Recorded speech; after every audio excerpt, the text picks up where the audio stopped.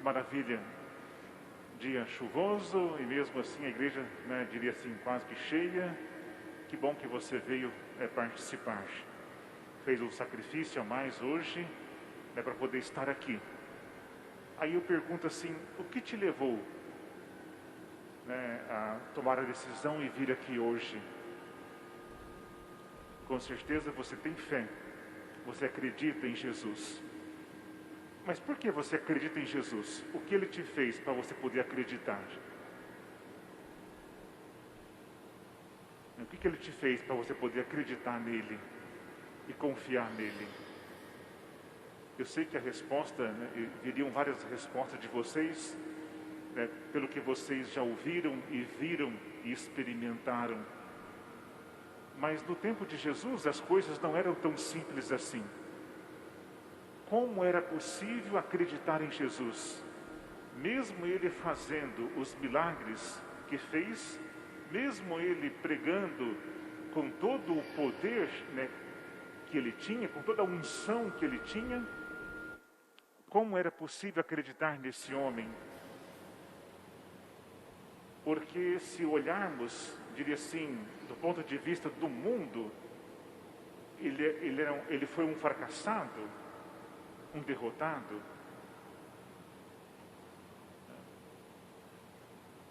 Por isso o Evangelho do segundo domingo da Quaresma, todos os anos, é o Evangelho da Transfiguração.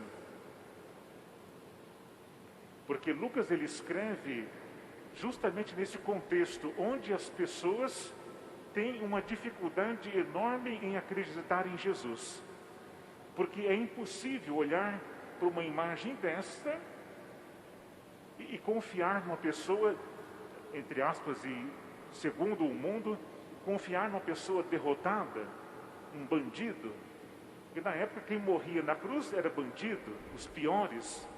Então como ser seguidor de um homem assim? E por isso que o Evangelho da Transfiguração nos ajuda a fazer uma leitura, diria assim, concreta, real, da paixão, morte e ressurreição de Jesus. E a igreja coloca no segundo domingo da Quaresma esse Evangelho para que possamos nós também fazer uma leitura real e aí sim poder aderir a Ele com toda a nossa vida. E nos próximos dias nós vamos vivenciar, celebrar a paixão e morte e ressurreição. E se eu não olhar de uma forma correta, vou passar mais uma Quaresma, mais uma Páscoa, ali rezando um pouquinho mais, mas sem dar uma adesão total de vida ao projeto de Jesus. Por isso a importância do texto de hoje, para a gente poder compreender tudo isso. Então, vamos voltar lá no tempo de Jesus. Se ele tivesse ficado em Nazaré, quietinho, teria passado a vida, vamos dizer assim, de boa. Mas ele tinha uma missão, aquela de propor ao mundo, aquele mundo cruel, aquele mundo onde o vencedor é aquele que mandava e desmandava, é aquele que era servido, é aquele que escravizava, que ditava todas as leis. Esse era o vencedor. O servo da época era inútil. Então, num contexto assim, Jesus, como missão, ele tem proposta de uma vida nova, de um mundo novo. E por isso ele saiu de Nazaré e, diria assim, enfrentou o mundo, fazendo a sua proposta. E foi derrotado. Morreu na cruz. Isso aos olhos do mundo. Ele enfrentou corajosamente as autoridades políticas da época e perdeu. Ele enfrentou também, diria assim, rigorosamente as autoridades religiosas da época e perdeu. Ele falou que precisa ser cordeiro no meio de lobos. E ele foi um cordeiro e perdeu. Colocaram ele numa cruz, como os piores. Então, nesse contexto, como acreditar? Como ser discípulo de um homem assim, perdedor aos olhos do mundo?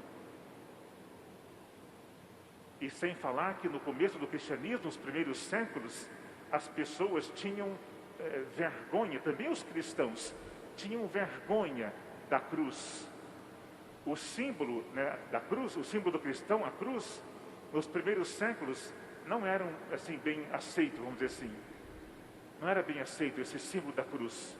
Eles usavam o peixe, usavam a âncora, usavam o pelicano como símbolo do cristão, mas da cruz era muito difícil. Eles tinham vergonha. E aí temos uma imagem para vocês verem. Essa imagem, segundo os estudiosos, ela foi riscada, né? Foi ali esse grafite feito num gesso no segundo século, final do segundo século, né? Terceiro século, mais ou menos. E escrito em grego, dizendo assim: Alexamenos sebet deon. Então temos lá uma cruz, alguém crucificado com a cabeça de um burro, e embaixo da cruz esse homem, certamente os colegas que desenharam isso, retratou esse Alexâmeno, né? Então dizendo assim: Alexâmeno, né, adora, né, o seu Deus, que é um burro na cruz. Nos primeiros séculos, eles diziam que eles acusavam os cristãos de onolatria, isto é, de adorar burro.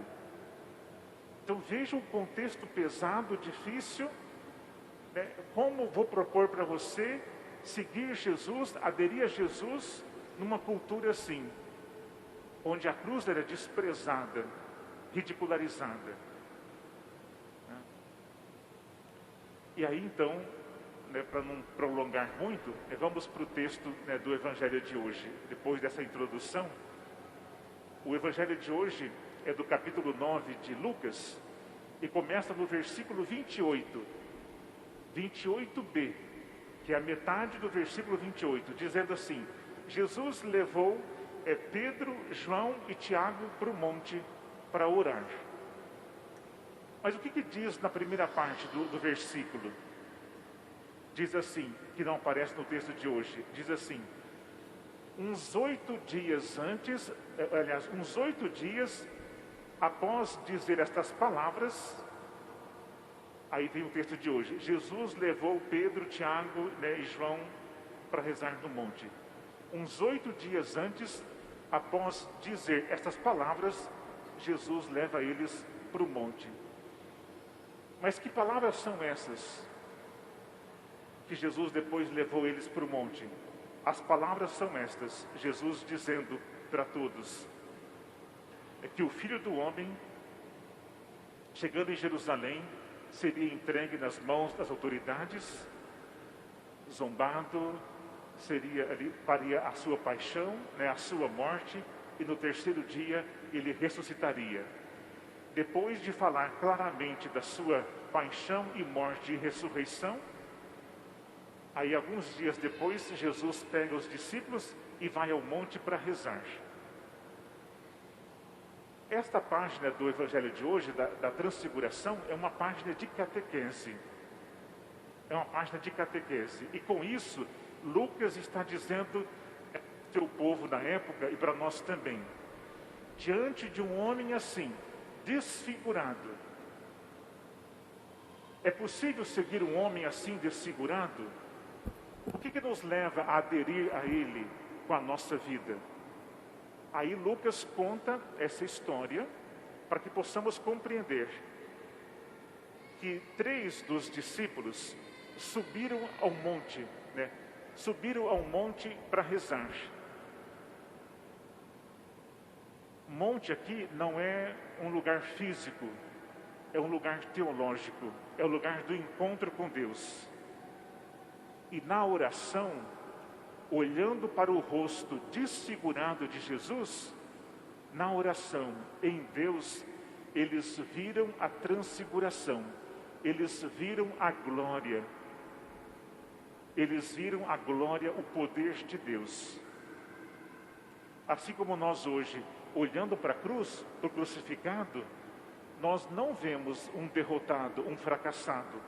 Nós vemos aqui o nosso Deus, que por amor entregou a sua vida para nos salvar.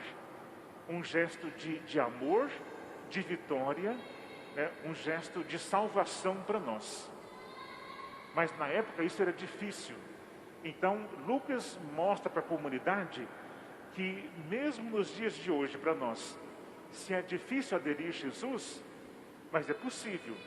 Mas eu preciso sair da planície e subir ao monte.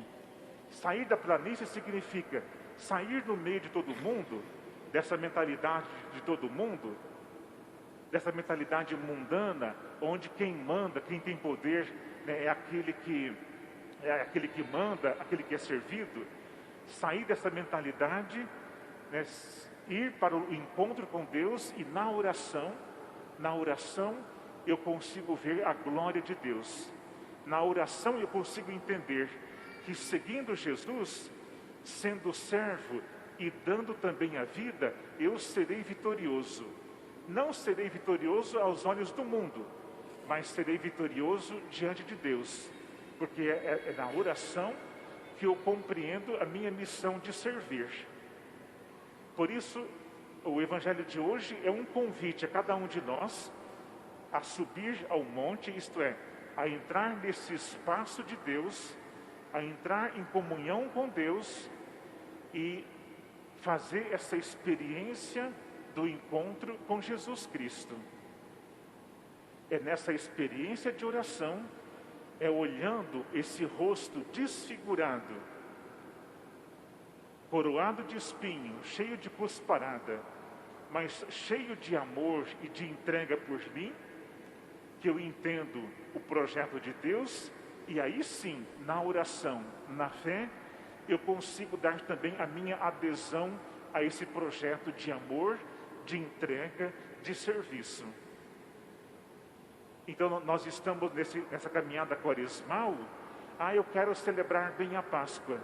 Para celebrar bem a Páscoa, eu preciso entrar nesse mundo de Deus, sair dessa lógica mundana e entrar na lógica da cruz, que não é loucura, que não é derrota, que não é fracasso, mas é o poder, é a glória de Deus. Em outras palavras, como que eu vou ser um cristão autêntico, verdadeiro e comprometido? Se eu ficar no meio do mundo e seguir a lógica do mundo, eu vou ter muita, mas muita dificuldade. Mas se eu entrar no coração de Deus, em comunhão com Ele, em oração, eu consigo compreender a sua proposta e aderir a essa proposta com toda a minha vida. Ali, depois desse momento de experiência, de contemplar, né, Jesus transfigurado, aí os apóstolos são envolvidos numa nuvem. A nuvem é uma outra imagem bíblica que recorre muito na Escritura, de um modo especial no livro do Êxodo, quando o povo caminhando ao longo do deserto, naquele sol, naquela caminhada difícil, o sol não era sinal de Deus, mas a nuvem sim, a nuvem, a sombra, que trazia um refrigério, é um sinal de Deus. Então, da nuvem, os apóstolos ouvem uma voz: este é o meu filho eleito, escutai-o. A mesma nuvem, a mesma voz nós ouvimos quando Jesus foi batizado, mas dizia somente: este é o meu filho, amado, escolhido, dizendo: segue, esse é o meu filho. E agora, aqui, este é o meu filho eleito, né, amado, escolhido, escutai-o. Se você quer ser discípulo, se comprometer realmente, escute, não o mundo, mas escute o meu filho, escutai-o, e deixa que a sua palavra conduza, né, direcione os seus passos. Fazendo isso, nós iremos celebrar a Páscoa cheios de alegria, de vitória, porque somos vitoriosos, né, em Jesus Cristo, e com condições, diria assim, de aderir a esse projeto com toda a nossa vida. Por isso hoje, Deus, vendo as minhas, as suas dificuldades, Ele também aponta para mim e para você: este é o meu filho, o eleito, o escolhido. Escute Ele, deixa-se conduzir pela sua palavra, e certamente você também será vencedor. O mundo pode te achar derrotado, mas se você se deixar conduzir por Jesus, pelo meu filho, você também será vitorioso nele. Então que essa caminhada quaresmal me ajude a entrar nessa comunhão com Deus e na oração, na contemplação, ver a glória, o poder de Deus e aderir a Ele com toda a minha vida, porque só Ele é o caminho, a verdade e a vida.